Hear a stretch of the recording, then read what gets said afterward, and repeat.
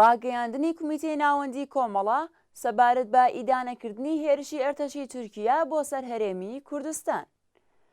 سەر لە نوێ ڕژیمی کۆنەپەرست و سەرکوتگەری تورکیا بە بیانووی پەلامار بۆ سەر شوێنی جێگیربوونی پارتی کرێکارانی کوردستان لە زەنجیرە چیاکانی قەندیل هەڵکەوتوو لە باکووری هەرێمی کوردستان لە زەوی و ئاسمانەوە هێرشێکی بەربڵاوی بۆ سەر ئەو ناوچەیە دەست پێکردووە.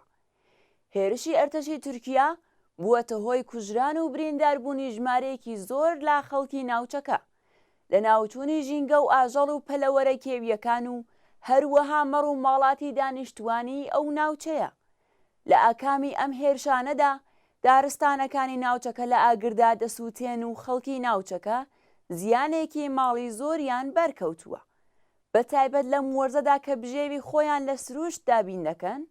لە ماوەی چەند ڕۆژی ڕابردوودا ئەرتەشی تورکیا هاوکات ناوچەکانی ژێر دەسەڵاتی پەیەدەی لە ڕۆژاوای کوردستانیشی کردوتە ئامانجی هێرشی ئاسمانی و هێزە بەکرێگیراوەکانی خۆی بۆ داگیرکردن و دەست بەسەراگرتنی چەند بەشێکی تر لە ناوچەکە ئامادە دەکات.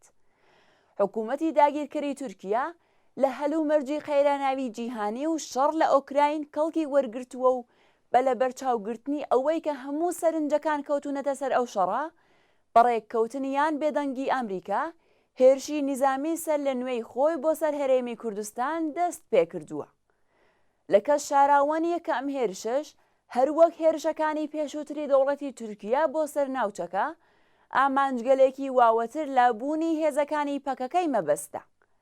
بە هەر ڕادەیەک بارودۆخەکە لە عێراق ئاڵۆز و ناسەقامگیرتر و بە هەر ڕادەیەک دەوڵەتی عێراق لاوازتر بێت، دەوڵەتی ئەردۆغان زیاتر تەماع و کەڵکەڵەی ئەوە دەیگرێت کە جێگاپێی خۆی لە چەند بەشێک لە باکووری عێراق و تا دەستگرتن بەسەر چاڵە نەوتەکان و لەوەش واوەتر تا مسۆگەرکردنی هەناردەکردنی گاز و نەوت لە ڕێگای تورکیەوە پتەوتر دەکات.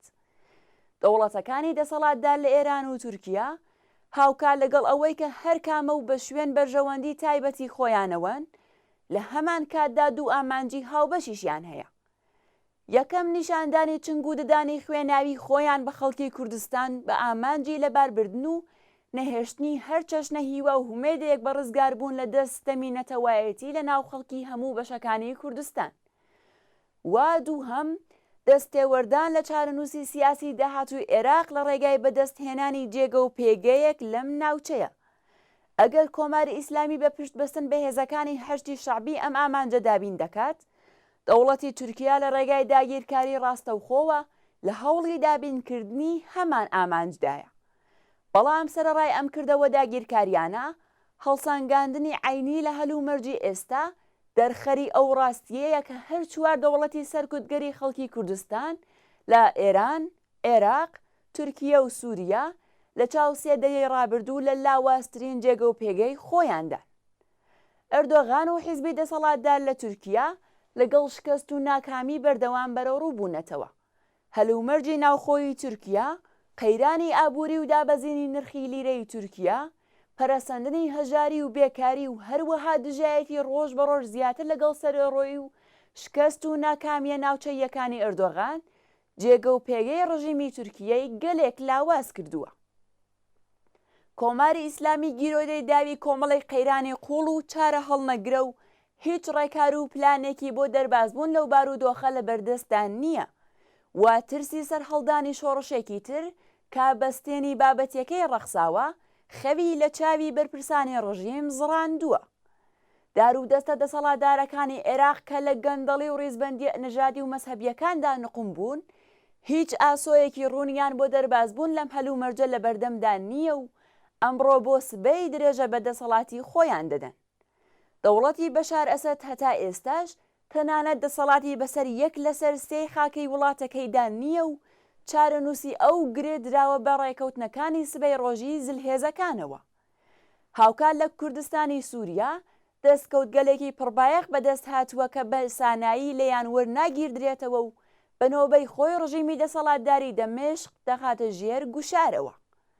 هەمووی ئەمانە نیشانەی بوونی فاکتۆرگەلێکی عینی و هیوا بەخشن کە لە بەرژەوەندی خەڵکی خەباتکار و مافخوازی هەموو بەشە جۆرا و جۆرەکانی کوردستاندان. بەڵام سەرەڕای ئەوەش نابێت مەترسی ئەو دەوڵەتانەی کە لە لێواری هەڵدێر و ڕاڕماندان بەکەم بگیردرێت. مەترسی دەستێوەردانی دەوڵەتەکانی ئێران و تورکیا لە بابەتگەلێکی پەیوەندیدار بە چارەنووسی خەڵک لە بەشە جۆرا و جۆرەکانی کوردستان، مەترسی ڕێککەوتن و سات و سەودای دەوڵەتی ئەمریکا لەگەڵ ئەم ڕژیمە کۆنەپەرستانە لە پێناو بەرژەوەندی خۆیدا ئەمانە بە شێوەیەکی گشتی لە زومرەی ئەو مەترسیانن کە پێویستە کۆمەڵانی خەڵکی کوردستان لە هەموو بەشە جۆرا و جۆرەکان بەو پەڕی وشیاری و شارەزایی و یەکگرتوویەوە لەگەڵیان بەرەوڕوو ببنەوە.